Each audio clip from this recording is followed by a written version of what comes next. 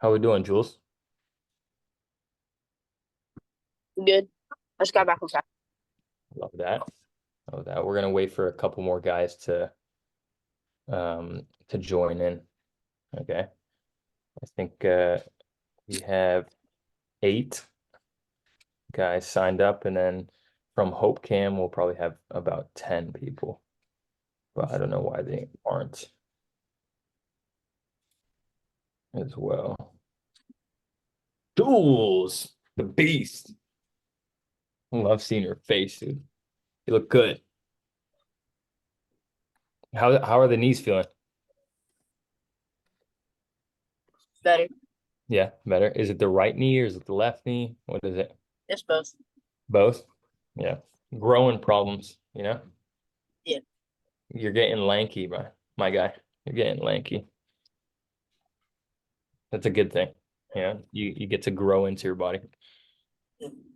Love it. We got one more. Let's see who else is coming.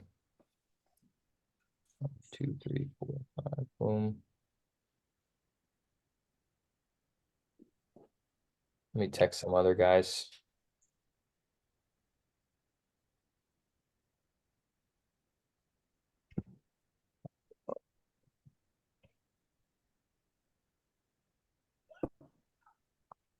Yusuf, how we doing? Hey, how are you doing? Good, good. I'm good, thank you. Love to hear it.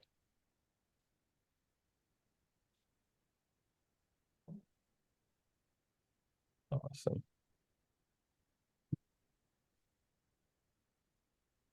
Ai, tenho uma caneca tua. I love it. Yeah. Should I sue them, Pedro? Because they're using my name.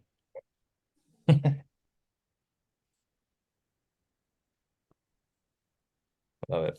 All right, we'll just get started, Pedro, and then we'll have the other guys join in after, okay? Okay. Awesome, boys. Well, a huge thank you to Pedro Santos, one of a really good friend of mine now. He's an amazing footballer, but most importantly, again, and this is what I always say, right? Amazing person, even better person. So I'm very grateful for him and his friendship. But I'm also, looking up to him as well in terms of like, how do we teach these kids in order to defend properly, go through life in a better way while having the love of football by our sides. So, Pedro, I just want to open it up to you and say thank you. Oh, I just want to say you're welcome. It's always a pleasure for me sharing my stories, my life, and sharing my life with the kids that wants to become a professional too. If I can help in any way, it's always a pleasure for me to be here and help. So welcome. So it's my pleasure to be here. Love it. Love it. The English is actually really good from Pedro. Yeah. Really good, because there are players out there who don't know English at all, and they've been in this country for a while. So, Yeah, it's like, and I never had classes, so I learned in English and like every day talking, trying to talk with my students. So this is I why I love learn English. So it. when I come here, I Amazing. didn't speak any English, so I'm trying to Amazing. get better every day. All right, boys. We always start off with the highlights. So let's look at the highlights real quick. And boys, you get the privilege of having less players and also more contact with Pedro. So we got a nice minute clip from Columbus Crew right here, and then maybe we'll go through some Braga highlights as well.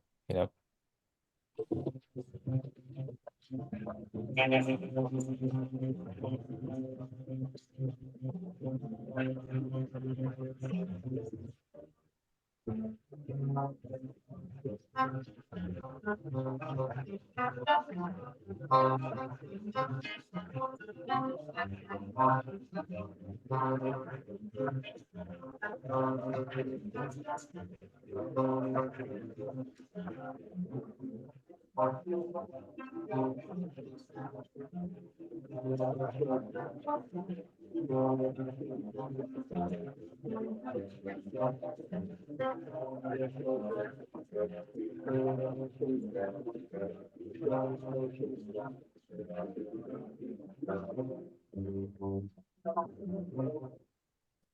it, love it, love it. Amazing. And that's you as a winger, correct, Pedro? Yeah, I was a winger all my Yeah. career, but in that video I was playing number 10, Yeah. because our number 10 was the EYE. Yeah. He got injured, so I moved from the wing to number 10. Number 10. But yeah, I played all my career as a winger. 1 or 2 years when I was young, I played left back too, and that with my position right now in the last few years. So Awesome. That's great. To start off, boys, of course, DC United player. You guys already know him. You've probably seen him play live. Um, Tell us a little bit about your story, your background within football in Portugal and then also yeah. here. So I born in Lisbon. I start playing soccer in the streets when I was 5, I guess. And then I was playing with my older brother all the time and his friends, and I was crying every day coming home because I was the smallest one. But that was good. I think my soccer came from the streets, because the times was different from today, obviously. And then I started playing in a small club in Lisbon. And then I moved to Sporting. So I played 3 years in that small club. It's calling in Portuguese is ADCEO, ADCEO. Um, uh, and then I played 3 years there and was fantastic for me. And then I moved to Sporting Lisbon, Sporting Portugal, where Cristiano Ronaldo was former too. And I shared some moments with him when I was there too, before he get famous. um, then I played 2 years in Sporting, and then I moved to another club in Lisbon. That's in the Premier League now in Portugal. The name of the club is Casa Pia. And then I played 8 years there. So since I was 14 to 22, I signed my first contract as a professional at 18 in that club. So we are three professionals in the team. And then was when I started to play like more serious when I was 18. From there, I signed for a professional team in the second division in Portugal, Leixões. I played 2 years there, and then I signed for the first team, for the first league team. It's calling Vitória de Setúbal. I played just 1 year there, and then I signed for Braga, and I spent 5, 6 years in Braga. My first year, I was on loan first to Romania. Was my first experience out of my country in Romania. Wasn't went well, so and after 4 months I come back to Portugal, and I play in Rio Ave. Was I was telling you, I play with the Manchester City goalkeeper right now, Ederson. He was my teammate in there. And then next year I moved to Braga definitely, and I played 4 seasons I think in Braga before come here into United States in 2017 when I signed from Columbus Crew. Amazing. Mm. Amazing. And then how many years did you spend at Columbus Crew? So was 6 6 seasons, so it was 5 years, but it was 6 seasons because I was counting in the season 2017, Yeah. 17, 18, 19, 20, 21, 22, and last season I moved to DC United. Yeah. So what do you think? Amazing story, by the way, because I mean you've been so many teams and made so many sacrifices, especially as a young player. Did you have the chance? I mean, did you move away from your family at all? Yes, when I signed for Leixões, so it's a team on north of Portugal, in Porto. It's Yeah. Portugal. It's a small country, so it's 3 hours driving. But I was 22 and I was my first time being far from my family. Yeah. And my mom, she was always doing everything for me. So moving to Leixões was hard but good. So I think make us see like different things in our life. But playing soccer was everything that I want. All my size I remember. I never had like other idea that I want to or what I want to become when I grow up. Um, Right. everybody that asked me, "What do you want if you are not a player? We are not a soccer player." I always say, "I don't know," because my first option was soccer player, Right. and obviously everything happened, and I'm very happy with my career. Right. Uh, Soccer was my first and only option in my life. And like you said, we have to sacrifice a lot, being far from family, from friends, everything. Yeah. But if you want something, you have to fight for so. Was a grateful for me be far from my family, and that make me feel like and see if I want to keep playing soccer or not. Because if Right. you are not preparing to be far from your family or for your friends, for your girlfriend, what in that time what have happened to me too, um, that make you see if you really want to become a professional soccer or no, and was Right. good for me too. No, yeah. And then what do you think, it's a little bit different of a story than like a typical American footballer, because I think they think school first. Yeah, And then even like social life as well, right? yeah. What do you think about I mean, what was your story like with your friends and not hanging out with them or, playing football? Yes, like everything what I am today, it's because of my father. He plays soccer but not on a professional level. And I have a older brother that he was very good and when he was young, but because of his mentality he didn't get to a next level. Right. Because of that, because he started hanging out with friends and he started thinking in soccer. So when I start to grow, my father always tried to keep me on the right way. Mhm. uh, but like you said, like in Portugal it's different from here, because here you have to think first in school, Mhm. then you think in a second option.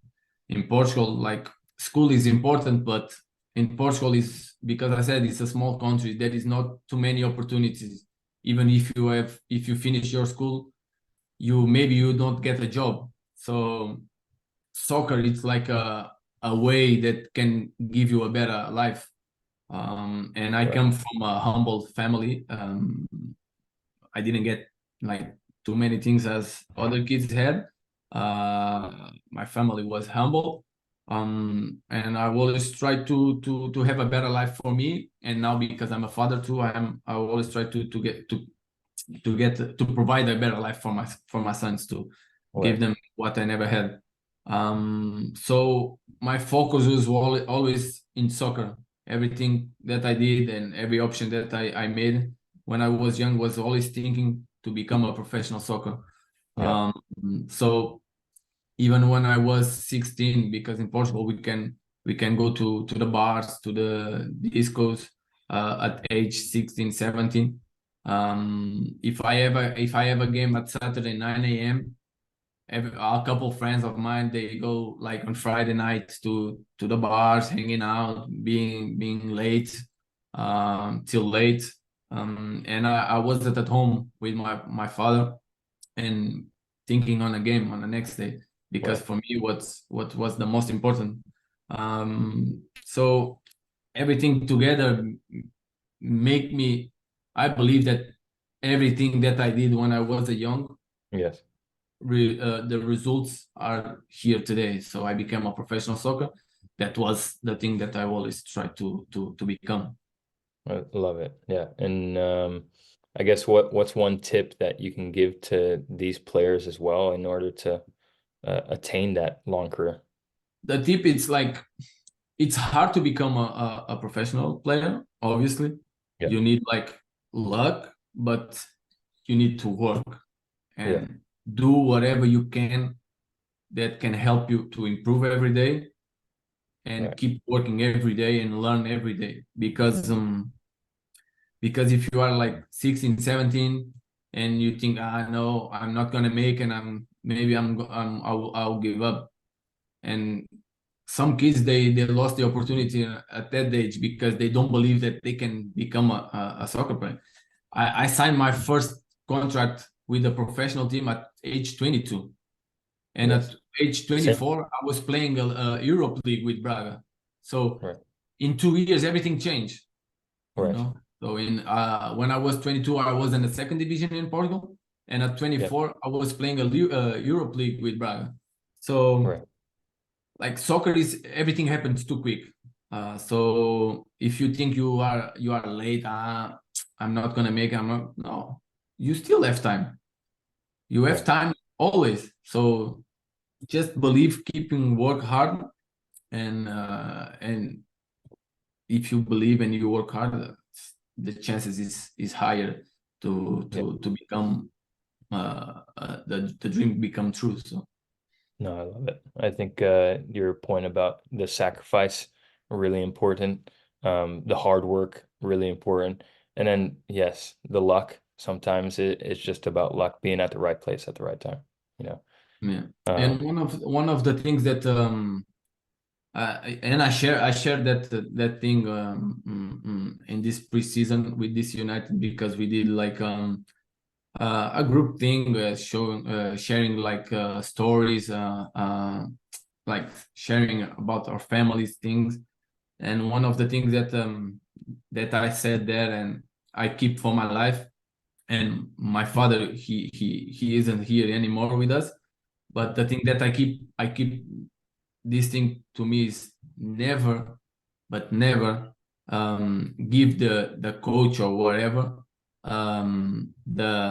the excuse that he wants us to not put you to play. You know what I mean? Like, right. if you are not starting, and these things happen a lot, like if the player doesn't start or is not in the first 11, they stop working. And that happened to me. Like, in my career, some years I was in the first 11 like most of the time. And the other year I wasn't in the bench for a couple of times.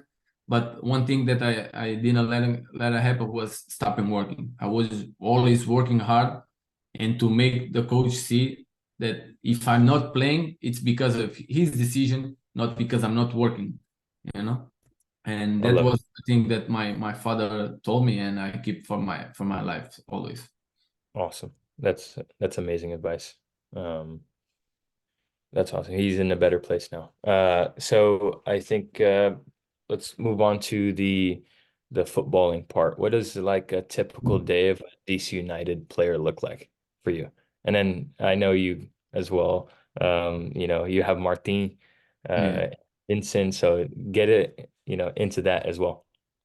like, we train 4, 5 days a week, depend of the week. Yeah, So if we play Saturday, we have, if we play at home, we have a regen on Sunday and off, Monday. Then yeah, we training Tuesday, Wednesday, Thursday, and Friday till the game on Saturday again. But our daily schedule is it's pretty easy. So we have to be at the facility at 9 a.m. Mhm. to breakfast. Then we have like an hour to 9 to 10 to prepare for the session, so we can do treatment if we have like any soreness or any pain in the leg. We can do treatment, or any massage that we need in that day, or we can go to the gym and be activation for the session. Then at 10 we usually have meeting every day with the coach. Sometimes it's to show like a video, sometimes it's just to talk, depends too. But like can be like 5 minutes, can be 15 minutes, so it depends. If you show a video, it's take a little bit more longer. Then we go to pre-activation on a gym with everybody together with a prepper in same 10-15 minutes on the gym preparing for the session, and then we go to the field 11:15, 11:30, and we start the session. Then after the session we have a gym, so we have to work like for depends too, like 20-30 minutes on the gym. Yeah. And then or day it's done. I usually I come to home, so I like to lunch with my wife and my family when they are at home. So my kids, they are in school, but I have a small daughter, and I like to come and spend my time with my wife and my daughter. Then at 3 I have to pick my kids in the school, and then it's like I have to come here, change, and go to the practice with them. So I spend like another hour and 30 in a training with them. And I come home and it's set for reset everything for the next day. Usually at night I have my time to spend with my PlayStation I love to it. play some Warzone with my friends, with my teammates. Yeah. And that's the time that I have to enjoy my day. Amazing. Amazing. No, it's definitely a good day right there. So give us a little bit on what your ritual looks like before training. Let's talk about the physical aspect. Very important because, as we get older, just like myself, it hurts, sometimes to even get up out of bed. Uh, Yeah. Give us like what you do mentally as well. We've heard some players say, "Oh, we do meditation, whatnot," and then even probably more important, the diet as well. So So I don't do anything mentally because I think one of my strengths is like that part of it's the mentality. yeah, Sometimes I wake like sore and tired, and I say, I don't want to training. Today I just want to rest. But when I step the field, it's like a new player. Like right, I don't the pains that I have or the soreness that I have stays outside of the pitch, and that's the thing that I don't know how I do. I think it's when I think it's because when I see the ball, it's my world there. So right, when I enjoy it, so and I change completely. So, but to be ready physically, obviously we have to take care of the body, especially me, as I'm 35 right now. So I feel when I play 90 minutes, I need another day extra to recovery. So it's important to take care of the body.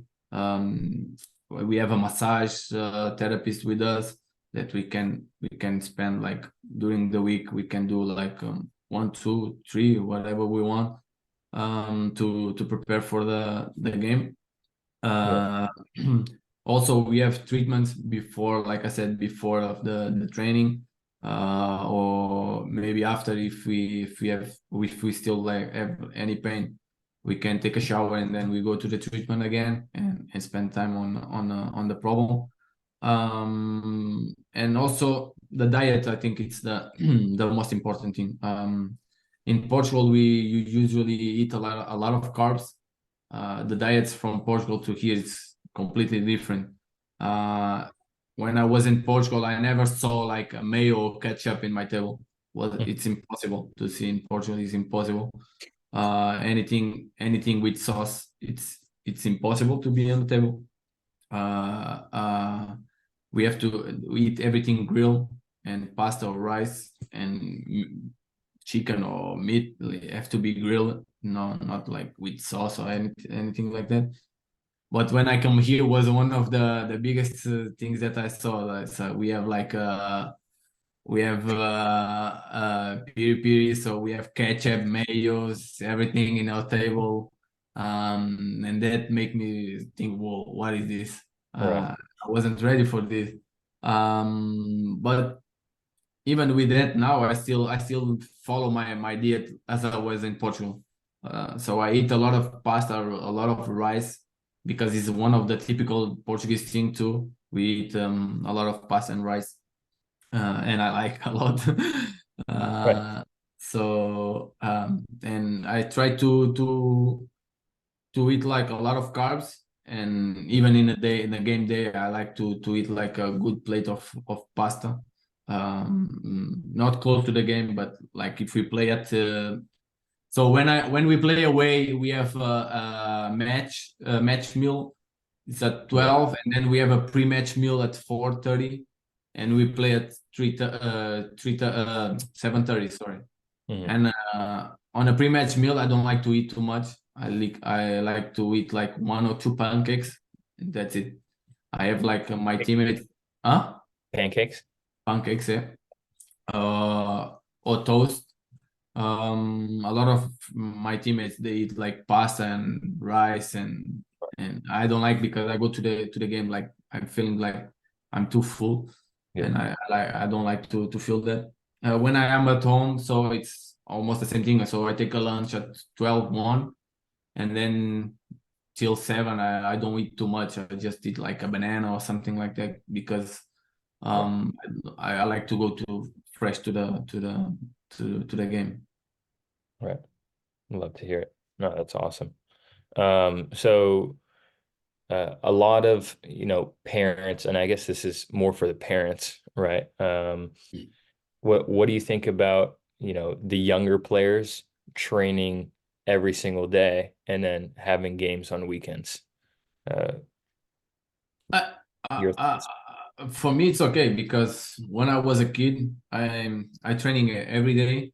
I Right. was playing futsal on Saturday. I was playing football, soccer at Sunday. I Yeah. was playing soccer on school. I was playing soccer on the street. So I was playing all the time. And I think it's important, like how much the kids, like if they can play every day, it's good for them. They Right. are they are learning something every day. If they Yes. just practice at Sunday or at Monday, and then practice at Wednesday, and then practice at Thursday, it's just 3 days, and maybe they don't touch the ball on the other days. Or if they train three times a week, they just touch the ball for an hour or an hour and 30. Right. So because like I said, in Portugal, if you go to school, you just have one thing to do on the research. It's to play soccer.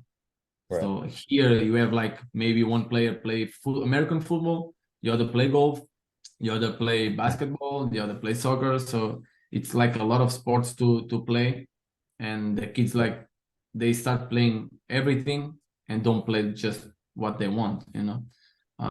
And like for my son, he just plays soccer, not because I don't say to him to play, but I think it's because he come late, he start playing just for a year, and I think it's important for him just focus on soccer first, to growing and Yeah. start playing, and get better, because he's late comparing to the others. And if he starts playing soccer, basketball, American football, golf, he will Right. wasting time, and he's not growing in soccer. Instead of he's growing like this, he was growing in every sport like this. Right. I think it's important. If they don't feel tired, that's good. I think. Yeah. No, absolutely. Um, that's amazing to hear from a current DC United player as well, you know. So I think as we wrap up things, we do a lot of film analysis at Champions Premier, you know. So what do you think, what are your thoughts on film analysis, and when was like the first time it was represented to you, and what do you think of young players utilizing it as much as possible? I think it's very good. I think it's very good and it's very important too. Because if you don't see, you don't learn as much as you just hear, you know. Because and I can see with my son too. When I say something to him, I say, don't do this, do this. He say, okay, Yeah, but he doesn't understand. So if I show him like in the video, he will understand better. And also like I never had because in when I was a kid we didn't have a video analysis, so I started see video analysis when I was 22, 23. I right. was a little bit older. Yeah, But it's good, it's always good, like if even if you watch it like if you are a winger, okay, I want to dribble, I go to YouTube and watch Ronaldinho, so you are learning from the right, video. So but if you want to learn like defensive, like body shape, okay, if you have a video analysis showing like exactly what you want, like on a shape, defensive, like if you have to go side to side, cover these things, it's important to see, and you will learn for sure from the video analysis. amazing. Um, that's awesome. And how do you guys use it at DC United? Do you do one-on-one with a video analysis coach, or do you do it as a Uh, group? so we have like the opponent analysis. So it's when we will see Yeah, the other team analysis like as a full team, we go all together. Um, when sometimes we do like 4 groups, like for back for yeah, six and goalkeepers. We go like if we are analyzing the opponent attack, we just go with the defenders. And the opposite too. If we are analyzing the opposite defendant, we go with just with the attackers. So we go with like small groups.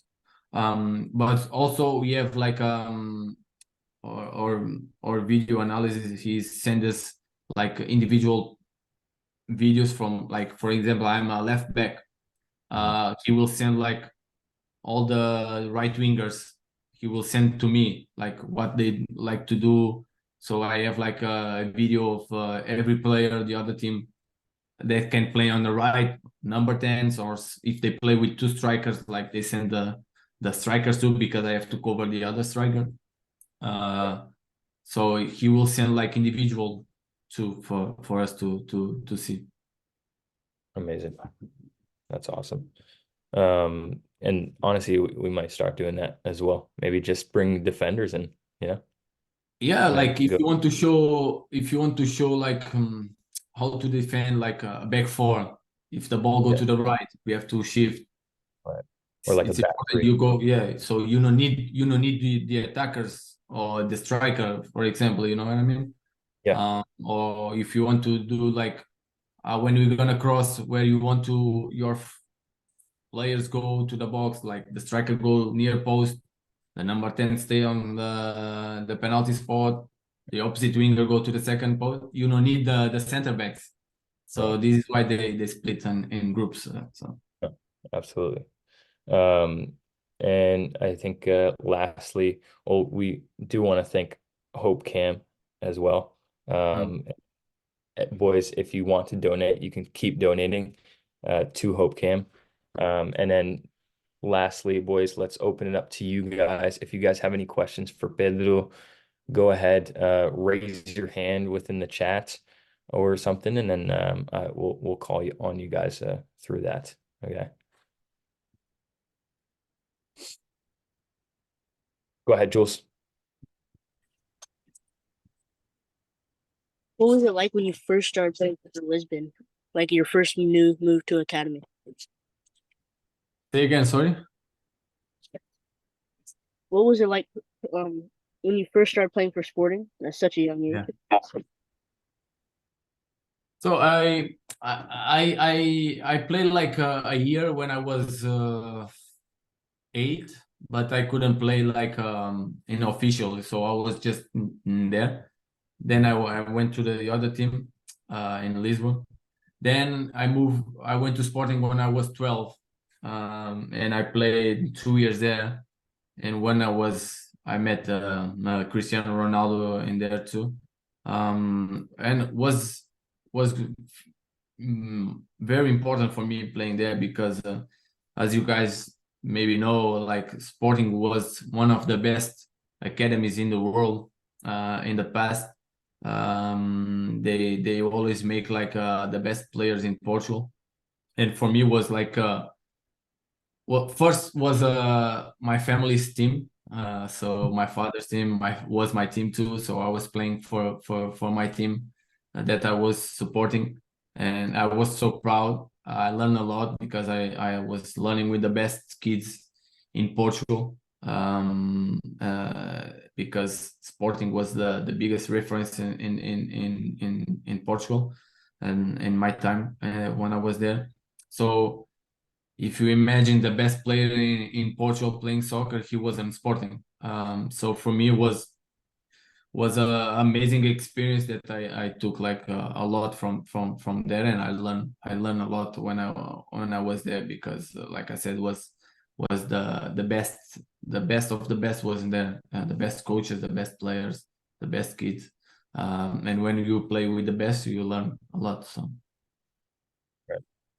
Love it. That's the environment we're trying to create here as well. yeah. Um, Daniel, go ahead. Was the style of play in Portugal different from the style of play in the US? Yes. In Portugal, we have like a culture like everything is tactical. Every player we start training tactical things since we are 12, 13, 14. This is why the Portugal players, they're very good tactical. If you see like every Portuguese player that is in the top clubs right now, they are very good tactical because we had that culture since we start playing soccer. And here no, especially when I come here when my first year, this league is very very athletic. Everybody is strong, pacey. They have quality, obviously, but the tactical side is not like very good in this league. And from my experience, what I'm seeing from now, because I'm more in the environment of the youth, I can see that. So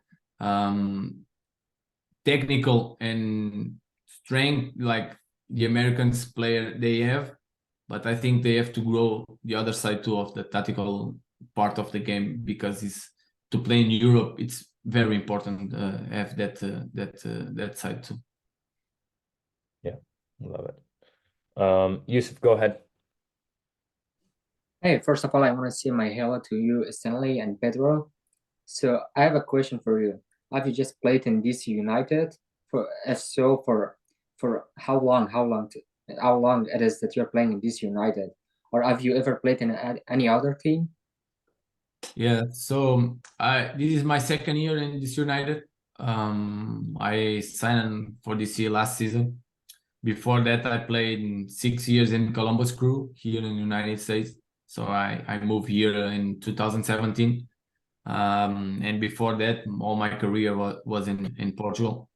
My last club in Portugal was Braga. It's a big club in Portugal right now.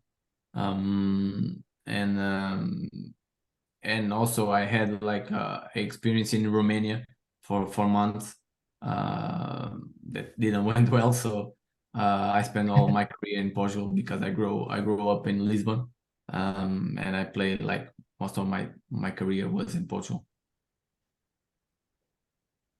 Awesome. Awesome, boys. if that's all the questions, Pedro, thank you again for You're welcome. everything. Uh, Great friend. We'll definitely see more of you soon.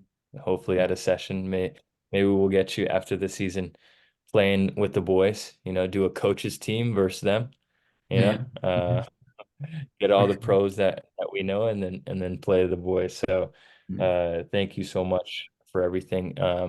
Any last words for the boys? No, I just want to say thank you to come. Like I said in the beginning, it's a pleasure to be here and share my story. I just want to wish you guys good luck. Um, Fight for your dreams. If you want to become professional soccer player or other thing, just fight for it and believe and work hard. I know that sounds like fluffy words, but it's true. If you work hard and you fight for, you have more chance to to become what you want. In this case, we are talking about soccer. I believe you guys want to become a soccer player. So I wish you good luck and see you there maybe. Thank Exactly. you. I love it. You're All right, welcome. boys. I'll see ya.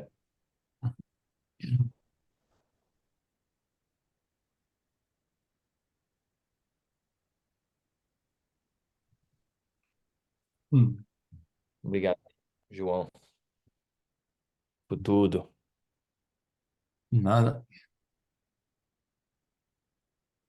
Ah, foda. Uh,